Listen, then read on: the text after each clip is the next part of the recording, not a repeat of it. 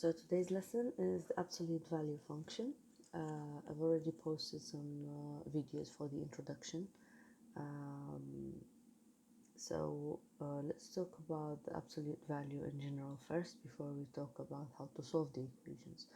So the meaning of absolute value is basically it represents a distance. So for example, if we have the number line right here, this is the 0, this is 1 and negative 1 in here. This is 2, 3, 4, let's say, negative 2, negative 3, negative 4, so infinity here. Okay, let's say we're going to talk about 3 steps. So someone or something moved through 3 steps, to the right and 3 steps to the left. The way of writing it, so what we're going to describe in here is 3 distance away from 0. So this is basically the meaning of absolute value. Absolute value always talks about how far this thing is, or this x is, from the 0. So if we're going to write this, we will be saying that 3 and then the notation of it, which are 2 straight lines like this, which is called bar, which you can find it on the keyboard next to the enter key or above it in some keyboards. That is equal to 3. And also negative 3, the absolute value of negative 3 is equal to 3 as well. Now, the general way of writing any function that includes an absolute value, or the function of absolute value, is this way. So if we say x, the absolute value of x, okay, is equal to, okay, here we have 2, or we can put it on 3. I will show you how later. Now, usually it's just two conditions, or two possible answers. The possible one is if x, now if it's the absolute value of x, then it is equal to x if x is greater than or equal to 0. Because like we did here, when the number inside the absolute notation, the absolute value notation, is positive, it gives you a positive value at the end. But if it's negative, it gives you a negative value. So there's always 2 possible answers. I will see how we're going to use this in equations. Now, it is equal to negative x if x is less than 0. Okay, in some books you might find it like this. You might find it like x, the absolute value of x, is equal to, and then you have 3 conditions, or 3 possible answers, which is the same as this, just different way of writing it. So it can be x and the 0 is here and the negative x is here.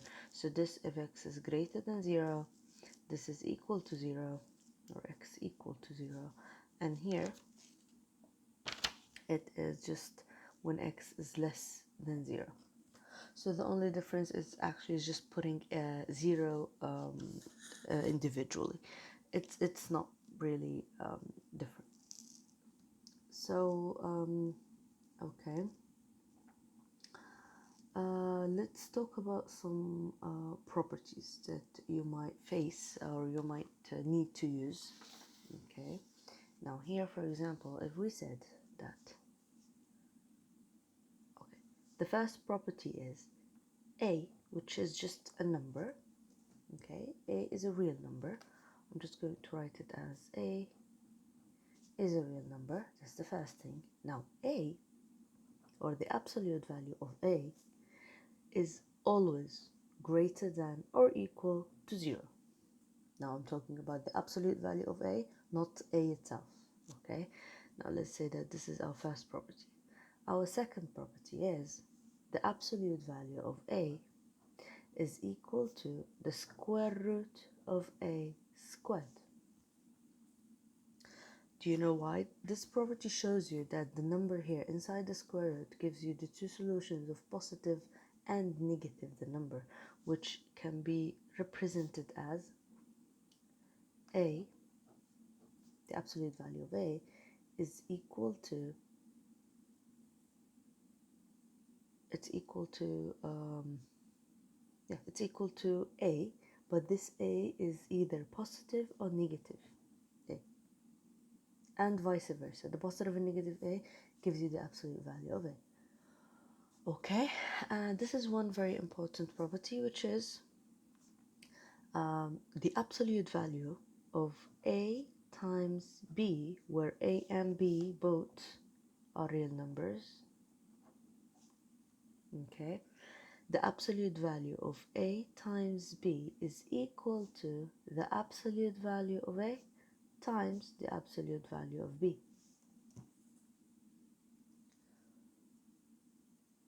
Okay, because when we multiply numbers, the sign isn't really important in this case because it's just multiplication.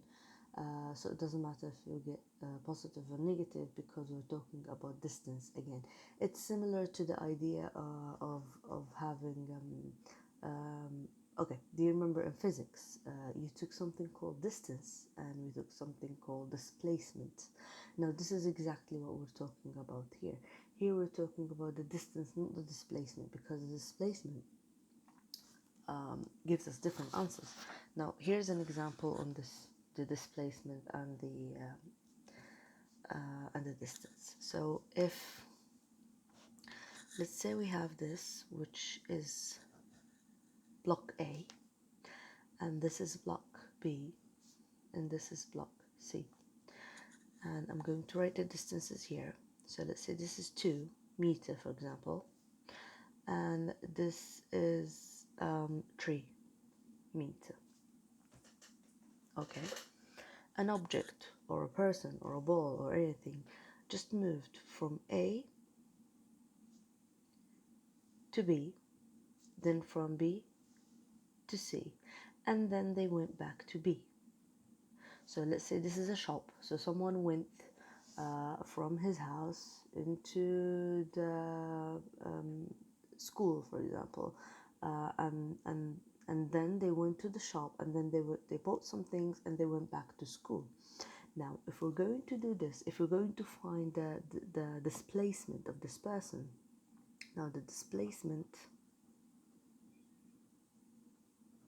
is equal to the first step, which he moved from A to B, so that's 2, and then he moved to C, which is plus 3, and then he went back to B, which is minus 3. So the displacement of this person is 2. But if we're going to talk about the distance that he actually walked, okay, the distance that this person walked is 2 plus the 3 meter, and then even if he went back, we're not going to use the negative in this case because we're talking about how much he walked, so it's plus 3. Okay, which gives us in this case 8 meters. Do you see the difference here? Now 8 here gives us the absolute value, or the meaning of absolute value, the concept of absolute value, which is talking about a distance. We're not talking about displacement here.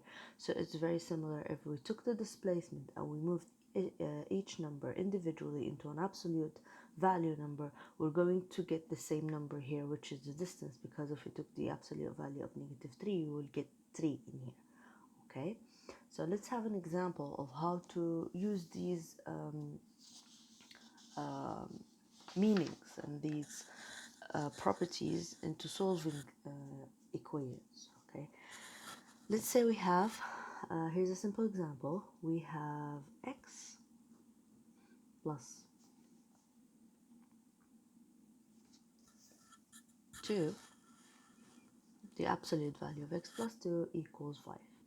Now how can we find the value of x? How can we solve for x in this case? Now this is not just a normal equation that we're going to solve for x for. This is an absolute value, so we're going to use first the the original, or yeah, the original form of writing an absolute value. We already said that the absolute value x, that's f of x, equals the absolute value of x equals to x if x is greater than or equal 0, and it's equal to negative x if x is less than 0. We're going to do exactly the same once we have an absolute value equation like this one. So instead of x, we're going to put anything that is inside the notation of absolute value. What is inside here is x plus 2.